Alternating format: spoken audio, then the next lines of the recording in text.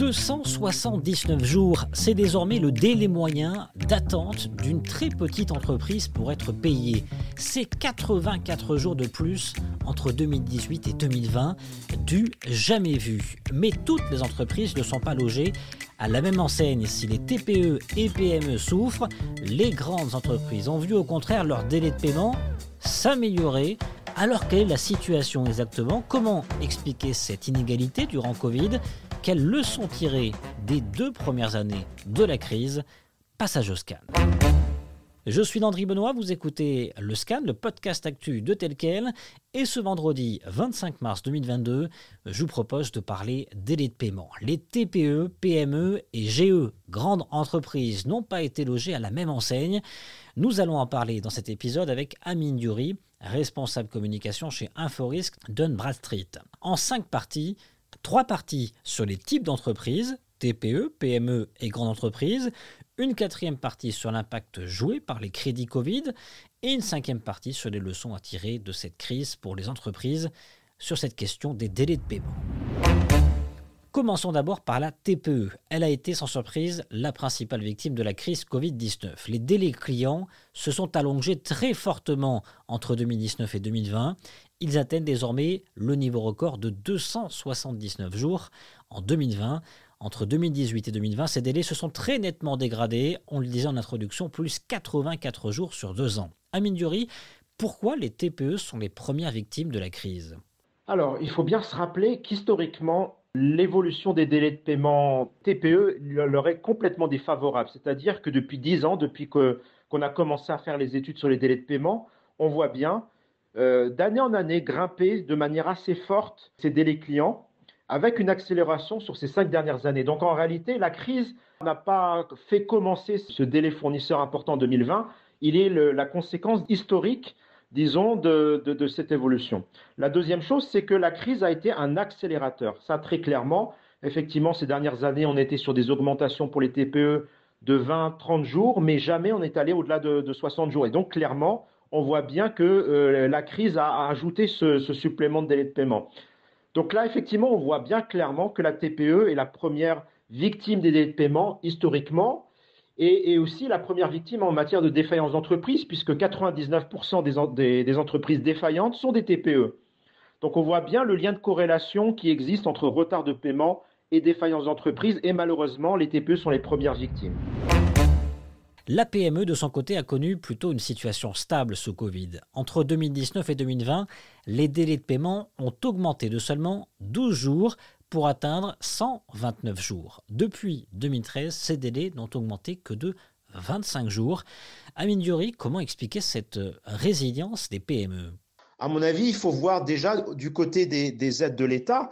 Daman Oxygène, Relance et PME, clairement, ont favorisé les PME au niveau du financement, puisque sur les 53 milliards qui ont été apportés par l'État aux entreprises pendant cette crise, en matière de prêts bancaires, près de 50-60% de ce montant a été destiné aux PME. Et donc, on voit bien que ça leur a permis justement de stabiliser leur délai de paiement. Du côté des grandes entreprises, c'est le grand paradoxe. Elles ont vu leur délai de paiement s'améliorer en pleine crise. En 2020, ces délais ont atteint 95 jours. C'est une baisse de 2 jours par rapport à 2019 et un niveau identique par rapport à 2018. Pour Amine Dury, les grandes entreprises n'ont pas longtemps été solidaires des PME et TPE. La grande entreprise, elle, est dans une situation complètement différente. C'est-à-dire qu'elle est dans un rapport de force contractuel qui lui est favorable. C'est-à-dire que quand, dans une relation commerciale, on a un petit fournisseur et un grand client, forcément, le grand client dicte sa loi. Le fournisseur ne peut pas se permettre, surtout s'il n'a pas un portefeuille varié, de pouvoir changer ou de refuser les conditions imposées par son client. Donc forcément, le rapport de force est favorable et la grande entreprise en joue. Ce qui explique que, en matière de délai de paiement, on voit déjà la première chose, c'est que les délais fournisseurs en 2020, ils augmentent, c'est-à-dire que ils payent plus tardivement leurs fournisseurs et inversement, les délais clients baissent, c'est-à-dire que les clients payent plus rapidement les grandes entreprises. Elles sont dans une situation très favorable alors que paradoxalement, on est dans une situation de crise grave. Des TPE, PME et grandes entreprises qui n'ont pas vécu la crise de la même manière. Pour le directeur communication de Inforisque, Dun Bradstreet, les crédits Daman ont permis d'amortir de manière globale l'impact de cette crise, mais pas uniquement. Les aides qui ont été apportées par l'État, c'est-à-dire via notamment les aides d'Aman, mais également les indemnités CNSS, les reports de prêts bancaires, de paiement de prêts bancaires, les reports fiscaux, de paiements fiscaux, tout ça, évidemment, a impacté fortement l'entreprise, lui a permis justement de passer ce cap difficile. Et on voit bien clairement que quand on se mobilise aussi fortement pour l'entreprise, ça apporte des fruits de manière quasi instantanée. C'est ce qui a permis justement de limiter la casse.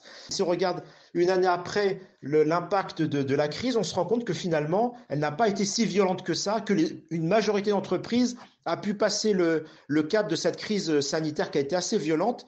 Et finalement, on voit bien que toute cette mobilisation autour de l'entreprise a été plutôt bénéfique. Et du côté des crédits d'Aman ? D'Aman Oxygène, d'Aman Relance, d'Aman PME a été favorable. On voit bien au niveau des délais de paiement deux conséquences importantes de ces 53 milliards avancés aux entreprises. La première conséquence importante, c'est que depuis presque 10 ans, le crédit entreprise en 2020 a baissé de manière assez forte, 40 milliards, pour repasser en dessous du crédit bancaire aux sociétés non financières privées. Donc ça, c'est la première bonne nouvelle, entre guillemets. La deuxième bonne nouvelle importante, c'est justement de voir qu'il y a une catégorie importante d'entreprises, notamment les PME, les ETI et les GE, qui ont bien traversé cette crise en matière de délai de paiement. Il faut bien se rappeler une chose, c'est-à-dire que quand on a un budget qui est relativement restreint et qu'on doit aider un certain nombre d'entreprises, des centaines de milliers d'entreprises, on doit faire un choix. Est-ce qu'on aide la masse, c'est-à-dire concrètement les TPE, ou est-ce qu'on concentre ses efforts sur celles qui sont les plus importantes en termes de valeur ajoutée, c'est-à-dire concrètement les PME, les ETI et les GE. Et clairement, on a favorisé cette deuxième catégorie d'entreprises et on voit bien que ça a été important puisqu'on a limité la casse, comme je l'ai dit, en 2020. En chiffres, les TPE ont eu accès à plus de 24% du crédit d'Aman Oxygène contre 63% pour la PME. d'Aman Oxygène qui a représenté près de 18 milliards de dirhams de crédit à fin 2020. Alors quelles leçons en tirer ? Parmi les bonnes nouvelles, la solidarité interentreprises au début de la crise, ça a bien marché selon Amine Diouri. La première, c'est qu'on s'est rendu compte qu'en période normale, avoir des délais de paiement qui s'allongent, on va dire c'est culturel, etc. C'est comme ça, c'est la vie. On s'est rendu compte qu'en période de crise, justement, il fallait un élan de solidarité entre entreprises pour permettre justement, pour ne pas avoir cet effet domino où on avait un enchaînement d'entreprises qui faisaient faillite les unes à la suite des autres. Et au début de cette crise, je dis bien au début, on a bien assisté effectivement à ce phénomène collaboratif où on entendait partout que il fallait payer plus ou moins en temps et en heure pour justement aider les entreprises de plus petite taille à survivre. Et cet élément collaboratif a été plutôt bénéfique globalement. Et cela n'a donc pas duré longtemps. Les grandes entreprises sont sorties gagnantes de la crise, tout comme à moindre mesure les PME. Mais de manière globale, pour Amine Diouri, le tableau n'est pas noir. Le Maroc n'a pas à rougir de son bilan en matière de délai de paiement et de défaillance d'entreprise. Très honnêtement, je trouve que le Maroc s'en est extrêmement bien sorti au sortir de cette crise. Je vais être très sincère. Compte tenu de nos ressources limitées, on n'est pas la France, on n'est pas, comme l'a dit le président Macron, on va donner de l'argent coûte que coûte.